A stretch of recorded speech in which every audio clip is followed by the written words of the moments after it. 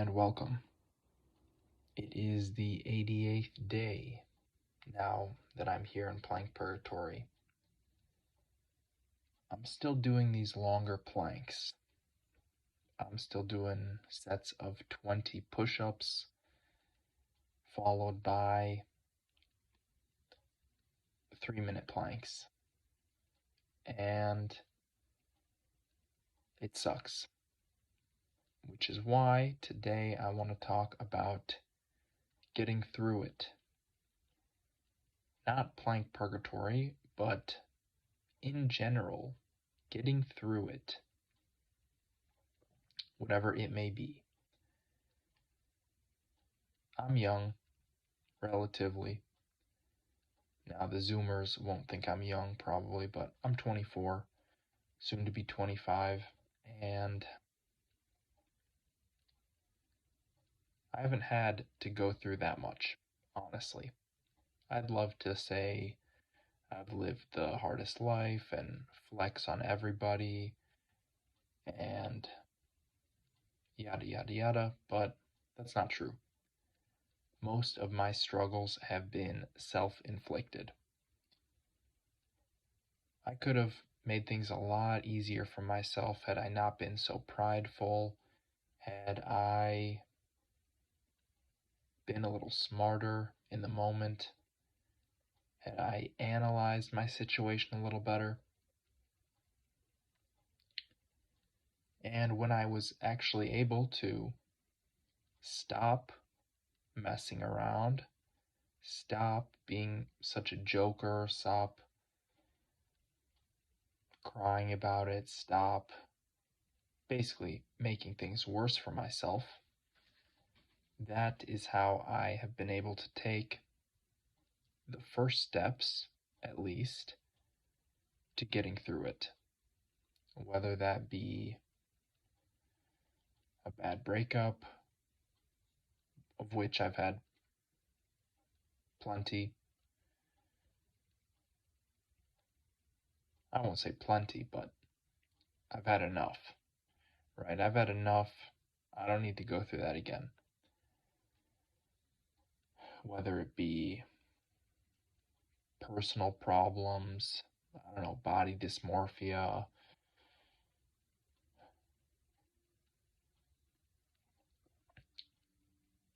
I'm not going to get into it too much, but I've seen my share of suffering, self-inflicted and,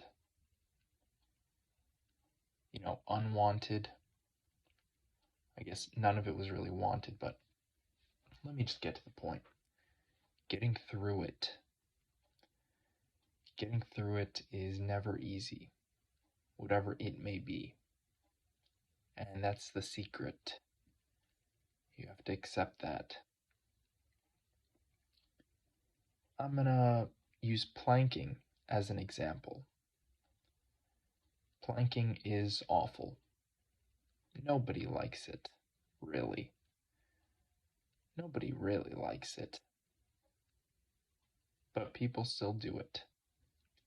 And some people do it for long amounts of time. How? Well, first of all, they know that it's awful. They know that going in. They know it's going to be difficult. They know they're going to struggle. They know it's going to hurt.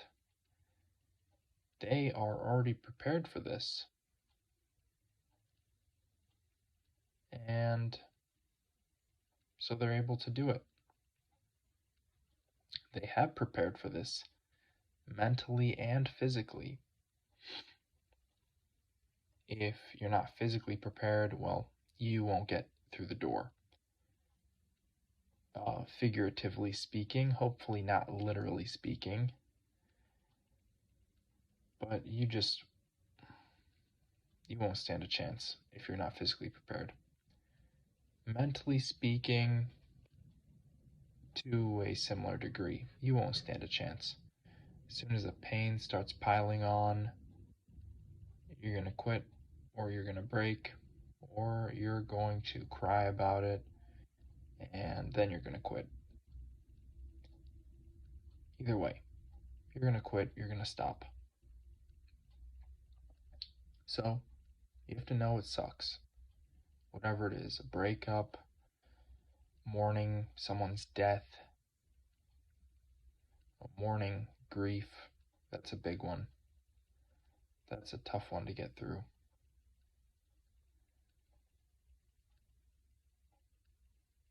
And everyone can expect it because it's always there. Always. It's never easy. Ever. Planking, back to planking. I'll use myself as an example this time. I've been doing 3-minute planks for 5 days now.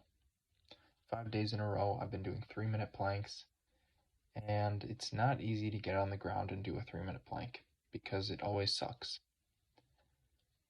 The one thing that keeps me going is I know, first off, I can do it. There's a self-confidence factor involved. I will get through this. I will do this no matter what. I'm going to plank as long as I need to plank for 3 minutes. And so that's what I do. Even though it's awful every time, even though it hurts every time, even though I want to quit every time, even though I want to cut it short every time, that's what I do. And actually, here's another secret. You can make it easier for yourself. You can. You have to be a little smart with it. Sometimes you have to be a little slick with it. But you can definitely do it. Today, for example, I think I did this another day as well, but today, I'll use as an example, I did 3-minute planks, and I've still got more to go, right? So, what do? I do a 4-minute plank. I decide in the moment I'm 2.5 minutes done with my 4th plank. I only have one more 3-minute plank left. In 30 seconds, that is. So what do I decide to do? I'll hold on for a little bit longer. I'll hold on just a little longer. I could do a minute right now. I'll do a minute right now. Just 1 minute of suffering. I'll just take that pain away from myself. I'll just steal it. I'll steal that minute from my future self. It's mine. It's all mine. All this glory, all this suffering, all this pain. And you can do that. You can absolutely do that. It's not easy, but once you start, you get better at doing it. You do it once, guess what? The next time, you've got a little experience. You could do it again. It doesn't take as much energy out of you. Now you have to be consistent with it. That's another key. Consistency. You have to be consistent with it. But you could keep going through it because you know, I've done this before. I know. Yeah, I'm 2.5 minutes in. It hurts. It sucks. It's painful. I want to drop. I want to stop. I want to give up. I want to call it right here and leave the rest for tomorrow. Guess what? Give me that minute. That's all mine. I'm taking it with me. I'm only going to have a 2-minute plank left. And that's how you make it easier for yourself in the future. Now, it's very simple with planking. It can be a little harder to, or a little more complex to apply to your own life. But as a very easy example to use, fitness. Fitness is a life multiplier. It's a multiplier of all things in life: happiness, fortune, I mean, gratitude. Could you imagine not being grateful and having a six pack? I couldn't. Honestly, I couldn't. Having a six pack and not feeling grateful? I'm sure they exist. I'm sure those kind of people exist, but it's not me. I'm very grateful. And that's not even a flex. That's just like the truth. Could you imagine having huge, bulging biceps and not feeling good? You get a pump going, your freaking veins are poking out. You're gonna poke someone in the eye. Can you imagine not having, excuse me, can you imagine having the craziest, most defined triceps in your area and feeling depressed and wanting to curl up in a ball and cry? Because I couldn't. I mean, I'm not there yet with my triceps, but they're not that bad. I still don't feel that way. Fitness is not easy. It's not easy to be fit. But by going through the suffering, you make everything else better for yourself. You get these little micro advantages. Your mood's a little bit better. You've paid that sweat equity. You own a little piece of everybody else. Everyone who sees you, they got a little respect for you because they know, oh, this person's been through something. They've seen something. You walk different, you talk different.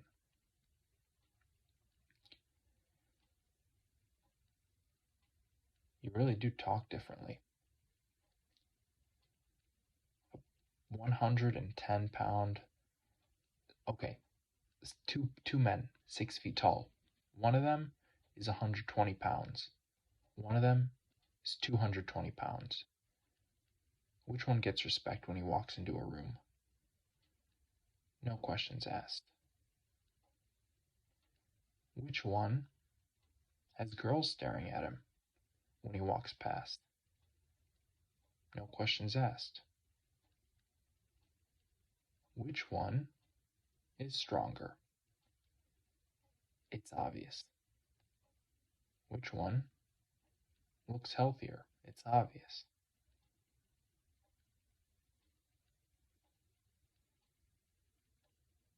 Unless you're like an outlier, like a freaking, I don't know, Machine Gun Kelly or something. I think that guy's like 6'3" or 4. I think he's tall. I think he's pretty skinny too. Like maybe 160 or something. 150. Yeah.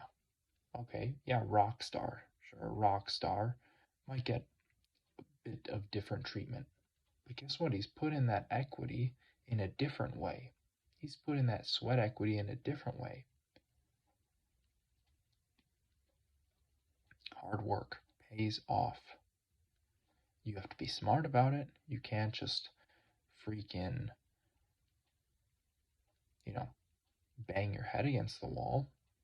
You can't just grab a shovel and start digging. You should at least use your map first. You can't just buy the treasure map, buy the shovel, and expect to find the treasure wherever you dig. You still have to learn how to read the map. You still have to acquire some skills. There are ways to get through it. And honestly, you figure them out along the way. You figure it out along the way. Nobody knows at the beginning where the end is. Yeah, maybe you got some cheat codes, but then, I'm not going to talk about that. Most of the time, people see overnight success. They think, wow, this person blew up immediately. That's not the case. There's always work in the background. Always. There's a quote from Luke Belmar that I want to bring up. I'll leave it at this. He talks about bamboo. People see the bamboo grow. It grows like 7 feet in 2 weeks. They think that, wow, viral success out of nowhere. That's not the case. The bamboo grows under the soil for 5 years, 6 years, 7 years, 8 years, 10 years, not showing a sign that it's in the soil. And then in one moment, it shoots up and grows 10 feet in 2 weeks. And people say, how amazing. It came out of nowhere. But they don't know what went into it. Thank you for watching. It's time for me to go to bed.